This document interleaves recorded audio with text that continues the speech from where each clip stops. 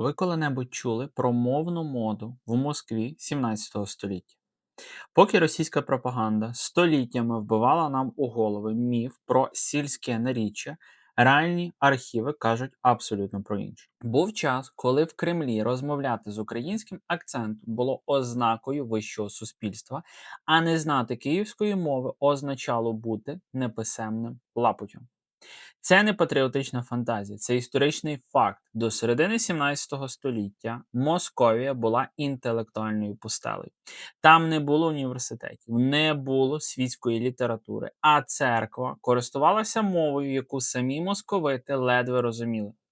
І щоб не розвалитися від власного невігластва, московські царі почали те, що сьогодні назвали б технологічним імпортом. Тільки імпортували вони не станки, а мізки з Києва. Уявіть шок московського боярина, коли до нього приїжджає вчений із Києво-Могилянки. Для московита це був контакт буквально із прибульцем. Киянин знає латину, грецьку, філософію та риторику. У цей час у Москві навіть вище духовенство писало з помилками у власних прізвищах. Саме тому в 1640-х роках починається масовий виклик київських старців. Але їхали вони туди не як прислуга, а як архітектори культури. Ви знали, що перші букварі для московських царевичів писалися за українськими зразками. Московія не мала власної методики викладання. Вони буквально вчилися складати літери так, як це робили в Києві. Це була тотальна мовна експансія від вимови до структури речі. Московська еліта намагалася копіювати нашу фонетику, бо це був маркер цивілізованої людини. Сьогодні ми не будемо в соти згадувати Петра І. Ми заглянемо у 1649 рік. До Москви прибуває Епіфаній Славенецький. Людина, чиє ім'я викреслене з російських підручників, хоча саме він дав їм назви для їхніх внутрішніх органів, зірок та юридичних термінів. Він виявив, що у московській говірці просто не існує слів для опису науки чи мистецтва. Ми розберемо, як українські слова «маю», «дякую», «влада» чи «честь» ставали для них вікном у світ.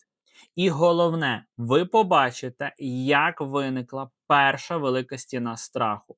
Московські консерватори вимагали спалювати київські книги, бо вони були занадто розумними. Для них освіта була загрозою, а українська мова – носієм цієї загрози. Зараз я покажу вам конкретні сторінки словників, де видно, як московські переписувачі вкрали цілі пласти нашої лексики, видавши їх за свої власні. Ми пройдемося по постатях, які навчили Росію римувати вірші та будувати барокові собори. Хоча саме ці люди до кінця свого життя вважали Москву диким краєм. Приготуйтеся, ми починаємо розбір періоду, коли Київ був єдиним вчителем для неосвіченого сусіда. І повірте, після цього відео фраза «братні мови» викличе у вас лише іронічну посмішку. Підписуйтесь на канал Контури історії, щоб не пропустити нові випуски. У 1649 році до Москви прибуває людина, про яку в російських школах воліють мовчати. Епіфаній Славенецький, випускник Київського братства, вчений, який знав грецьку, латину та єврит. Московський цар Олексій Михайлович буквально виблагав київського митрополита прислати вчених мужів. Бо в самій Москві не було навіть кому грамотно перекласти Біблію. Коли Славенецький приїхав, він потрапив у лінгвістичний тупик. Уявіть, він намагається перекласти європейські праці з медицини чи географії, а в московській говірці просто немає слів для елементарних понять. Московія того часу знала, як називати сокиру чи обробок, але не мала термінів для, допустимо, артилерії, горизонту чи філософії. Саме Славенецький починає створювати перші словники.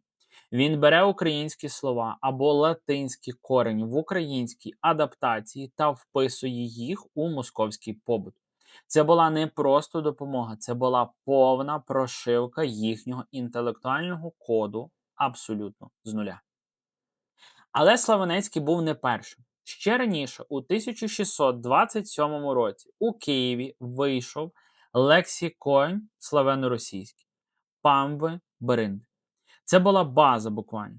Там були тисячі слів, які сьогодні росіяни вважають своїм.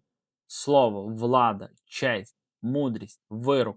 Усе це було розтлумачено Бериндою для українців за буквально десятиліття до того, як ці слова взагалі почали вживатися в офіційних московських паперах. Знаєте, що робили в цей час в Москві? Вони брали ці словники, викреслювали з назви слово київський або руський, ну, в значенні, власне, український, і переписували їх просто під копірку. Це була справжня мовна контрабанда. Вони запозичували не просто слова, а цілі синтаксичні конструкції. Коли ви сьогодні чуєте, що російська мова, так би мовити, багатша за інші слов'янські, знайте, це багатство було вкрадене з бібліотек Києво-Могилянки та Віленського братства. Але ось де починається справжній трилер. Не всі в Москві були раді такому, ну так би мовити, розумному сусіду, як ми з вами. Коли царські діти вчилися за київськими підручниками, московські попи влаштовували справжні полювання на відьом. Вони називали українську освіту латинською єресю. Дійшло буквально до того, що в Москві публічно спалювали книги українського друку, бо вони були занадто складними для них. Московити панічно боялися українського наголосу. Вони вірили, що якщо в слові змінити наголос на київський манер, це гріх, за яким можна потрапити в пекло. Це був цивілізаційний конфлікт. З одного боку, неосвічена ординська консервація, з іншого боку, європейська освіченість, яку несла тогочасна Україна. Іронія в тому, що попри ці багаття, вони все одно продовжували користуватися нашими граматиками, бо своїх просто не могли написати. Друзі, дослідження таких закритих сторінок архівів це дорога і кропітка робота. Якщо ви вважаєте, що така історична деокупація важлива сьогодні, ви можете підтримати канал Контури історії. Ваші донати через Моно там чи Приват або спонсорство тут на YouTube допомагають нам знаходити ще більше першоджерел, які Кремль намагався знищити. Кожна ваша гривня – це ще один цвях у міф про спільну колиску. Дякую кожному, хто вже є з нами. Посилання в описі та закріпленому коментарі. Також у вас тут на екрані є виведені реквізити. А ми йдемо далі до того, як українці навчили Москву співати та писати перші вірші. Ви ніколи не замислювались, як звучала Москва до того, як там з'явилися українці? Це було монотонне, унісонне виття, яке називали знаменним розпівом. Жодної гармонії, жодних емоцій, лише одна лінія звуку. І ось у середині 17 століття в Москву приходить партисний спів. Це було багатоголосся, яке українці привезли з Європи і адаптували під нашу традицію. Для московитів це був культурний вибух. Коли в московських соборах вперше зазвучали українські хори, люди падали на коліна не від молитви, а від страху. Вони думали, що це співають ангели або демони. Московські консерватори вимагали заборонити цей київський манер, бо він, мовляв, надто веселий і живий. Але царі були просто в захваті. Саме українські диригенти та співаки створили те, що згодом назвуть російською хоровою школою. Але фундамент був закладений, звичайно, що у Києві. Тут ми маємо згадати ім'я, яке ви навряд чи знайдете в російських топ-чартах історії культури. Микола Дилецький. Українець, який написав першу в Східній Європі теоретичну працю про музику, мусикійську граматику. Він приїхав до Москви і буквально як вчитель у початковій школі пояснював місцевим, так би мовити, музикантам, що таке ноти, як будувати акорд і як записувати мелодію. До Дилецького в Москві музика була хаотичною, він дав їм систему. Знаєте, що в цьому всьому є найцікавіше? Свої перші варіанти граматики він писав українською та польською мовами. Московити були змушені вивчати нашу термінологію, щоб просто навчитися співати у власних церквах. Фактично вся, так би мовити, класична музична основа Росії це український експорт 17 століття. Але не музикою єдиною. До появи українців у Москві не було поезії. Взагалі, абсолютно зовсім. Московити не вміли римувати слова. Їхні тексти були важкими, прозовими масивами без ритму. І тут з'являється Симеон Полоцький, випускник Києво-Могилянки. Він стає наставником царських дітей і впроваджує в Москві силабічне віршування. Це була система, побудована на українській мовній логіці. Полоцький писав вірші, п'єси та проповіді, які стали еталоном для московського двору. Усі ці російські оди, якими вони так пишаються, виросли з українського бароко Полоцького. Він привіз із собою київську вимову. І раптом виявилося, що говорити по-київськи це не просто мод, це єдиний шлях до кар'єри при російському дворі. Уявіть собі, вся тогочасна московська еліта ламала язики, намагаючись імітувати українську фонетику, бо це була мова інтелекту. На цій хвилині ми підходимо до моменту, який назавжди змінив хід історії цієї Східної Європи. У середині 17 століття московський патріарх Никон зрозумів страшну річ. Їхні церковні книги настільки переповнені помилками переписувачів, що вони вже не славлять Бога, а займаються просто абсурдом. Москва опинилася перед вибором або визнати себе духовною провінцією, або знайти вчителів.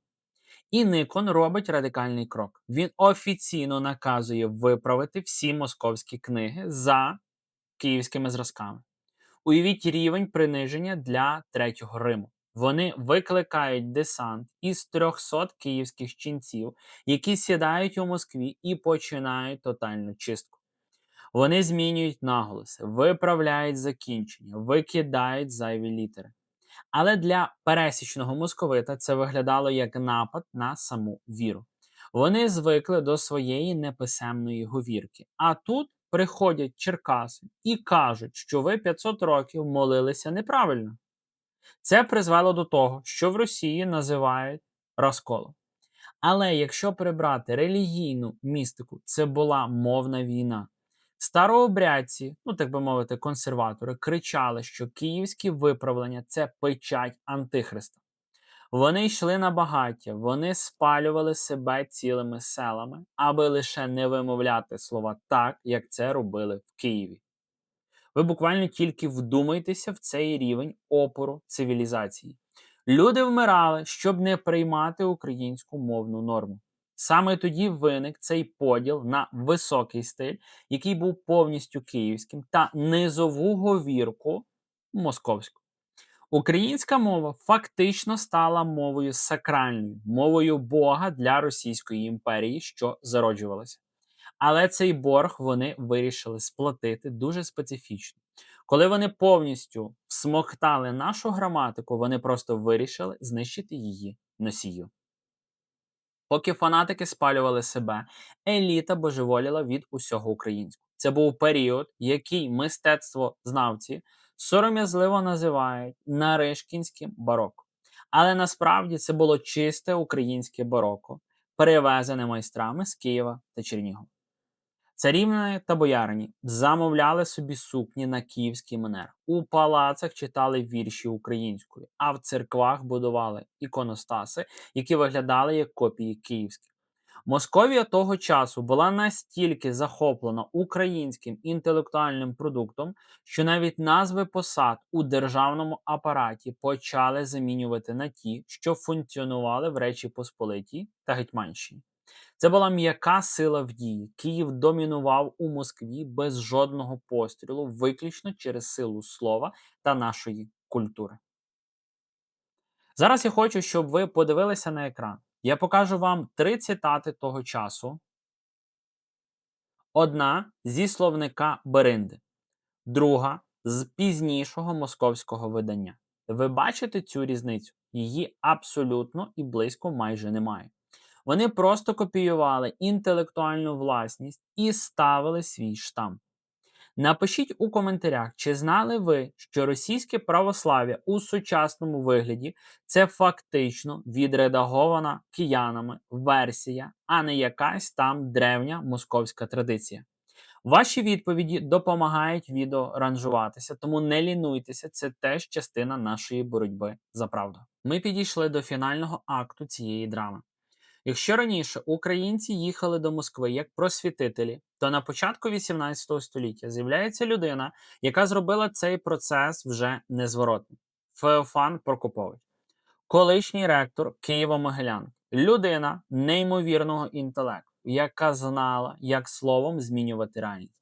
Саме Прокопович став сірим кардиналом, який написав для Московії ідеологію перетворення на Російську імперію. Це він обґрунтував концепцію триєдиного народу, щоб виправдати загарбання українських земель. Він використав усю потужність київської школи, риторики, щоб довести, Москва – це спадкоємиця Києва. Ви розумієте цей парадокс? Найбільшу брехню в історії Росії сконструював український розум. Прокопович створив духовний регламент, який фактично підпорядковував церкву царю, перетворивши її на міністерство пропаганди. Він дав їм інструмент, яким вони потім почали нищити саму Україну. У цей момент відбувається страшна трансформація, коли Москва повністю всмоктала київські кадри, музику, архітектуру та найголовніше – граматику. Вони вирішили позбутися свідків свого учнівства. Зі словників почали зникати посилання на київські першоджерела. Українську вимову, яка ще вчора була модною, почали оголошувати провінційною. Це була класична рейдерська схема – забрати активи, змінити назву і виставити колишнього власника жебраком. Російська мова, яку ми знаємо сьогодні, це штучно відшліфований високий стиль київських книжників, з якого викинули все надто українське, що він здавався чимось окремим і древнім. Вони збудували свій дім із нашої цегли, а потім заявили, що ми не маємо права навіть на власну назву. Отже, коли ви наступного разу почуєте про братерство мов, чи про те, що ми щось там запозичили у росіян, згадайте Епіфанія Славенецького, Миколу Делецького та сотні безіменних київських ченців, які навчали Москву читати, співати та думати. Ми не є ніяким і близько молодшим братом. Ми культурний донор, який ледь не стік кров'ю, поки пацієнт намагався нас задушити. Наша мова – це не діалект російської. Це російська мова є пізньою штучною надбудовою над фундаментом нашої культури. Знати це означає бути вільним від їхніх міфів. Дякую, що додивилися до цього моменту. Підтримуйте петицію про перейменування сучасної Російської Федерації на їхню історичну етнічну назву Московія. Поклик на дану петицію я прикріплю в описі і в першому закріпленому коментарі до цього відео. Обов'язково переходьте, підтримуйте, підписуйтесь, підтримуйте мене як автора, долучайтеся до спонсорства каналу через YouTube. Можна зробити одноразові донати на моно, на приват. Величезна всім вдячність, хто кожного дня допомагає переглядом, підпискою на канал, вподобайкою, фінансовим донатом, хто має можливість, хто має бажання, вам справді величезна за це вдячність. Діліться цим відео, щоб якомога більше людей дізналися, хто насправді був вчителем, а хто нездарним учнем.